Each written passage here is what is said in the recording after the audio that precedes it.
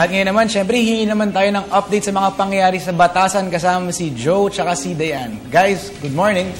Yes, good morning. Maraming salamat sa iyo, Sandro. At syempre, ngayon naman kung kanina nakapanayam natin ang LTO patungkol sa safety and security naman ng students, ngayon naman nagkakamustahin natin ang mga estudyante sa Batasan Hills National High School para bigyan tayo ng impormasyon dyan. Makasama natin this morning ang kanila.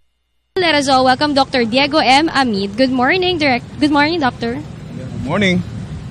Alright, Doctor. Umpisahan natin, no, alam natin na winelcome natin halos mahigit na 6,400 plus students ang Batasan Hills National High School. Ano po yung mga preparations na ginawa natin?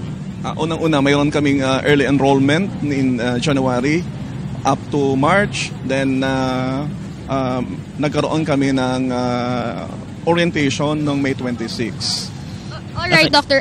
Alam naman natin na nagkaroon kayo ng paunang noong January pa lang mga pag-register na sa mga enrollees natin. Pero yan pa rin pala talaga ang unang number one pa rin na problema ngayon kung saan yung mga magulang mas gusto nila kaysa ahead sila mag-register. Ngayong mga bandang malapit na magpasukan sila mag-register. Ano po bang rason kung bakit mas gusto nila pag malapit na ang pasukan? Siguro inuuna nila yung pagbabakasyon. Pangalawa, maraming mga gawain siguro sa kanilang at hindi nila na-prioritize. Pero dapat hindi nangyayari yung ganon kasi ang ating dapat na i-prepare ang budget ng eskwelahan kung tama ang number na naibibigay. Okay, sir. So, na-mention nga kanina, over 6,000 students ang in-expect natin this year. Kamusta yung sa umaga? So, sir, kamusta yung facilities natin? Are they holding up? Okay naman. Okay naman. Enough naman ang ating chairs. Enough naman ang ating teachers. Although, ang ating may ilang rooms na may pinartition natin as a temporary solution doon sa padating na building na para sa eskwelahan. So, sir, our ratio now is 1:1 when it comes to classrooms, teachers, school books, at mga estudyante? Opo. 1:2 module textbook student. Ang estudyante sa teacher ay 29:1. Okay, sir. So, balik tayo sa preparations. I think 2 weeks ago, sinimulan ng DepEd yung programa nila na tutulong yung mga estudyante sa pag-aayos ng eskwelahan. I think it was Brigada Eskwela. So, sir, paano nakatulong yung Brigada Eskwela sa ating first day ng pasukan?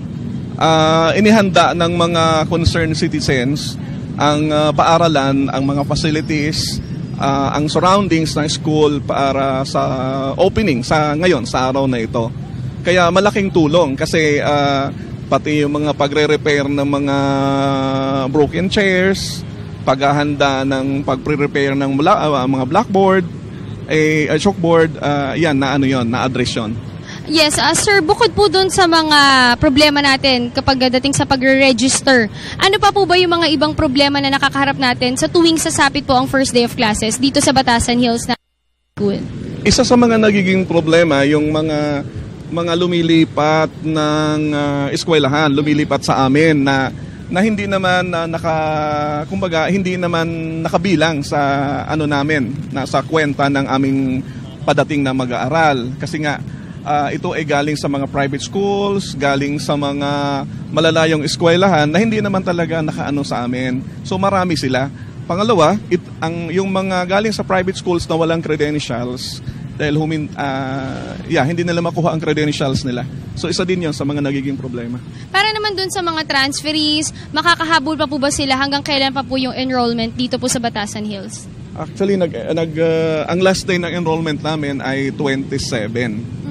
27, 28. So pwede pa po ba silang humabol?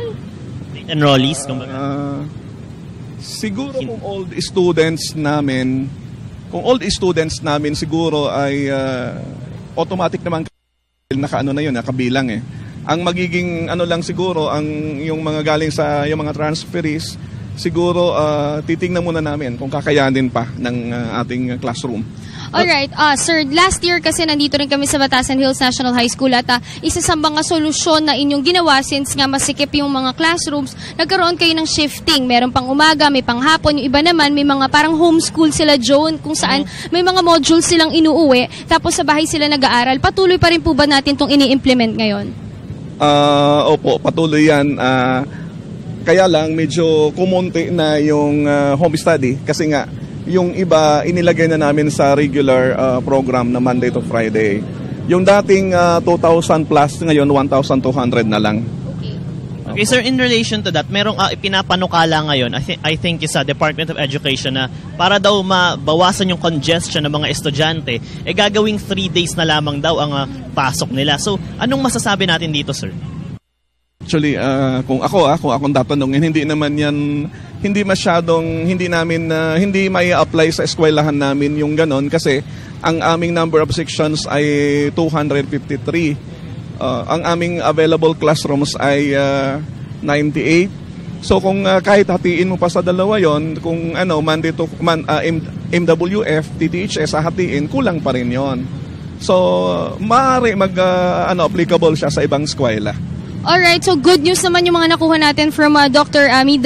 Talaga nga namang kung kumpara mo last year, mas nakapaghanda sila at mas nabawasan yung mga problema when it comes to classrooms, textbooks, pati na rin yung mga late enrollees. Pero syempre, patuloy pa rin pong ina-actionan niya ng Department of Education. Nandyan yung Information and Action Center nila kung saan maaari tayong dumulog sakaling may mga requests tayo at mga problema. At nandito pa rin po for safety and security ang Police Assistance Desks dito po sa harap ng Batasan Hills National High School kung saan ito po ay tatagal hanggang 8 o'clock ng gabi. Alright, end our interview. Do you have any message to our viewers, Doctor?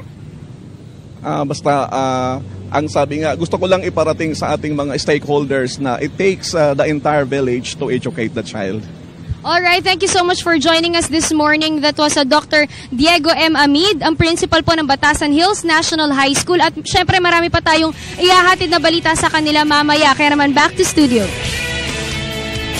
Maraming salamat sa iyo, Dayan at Joe.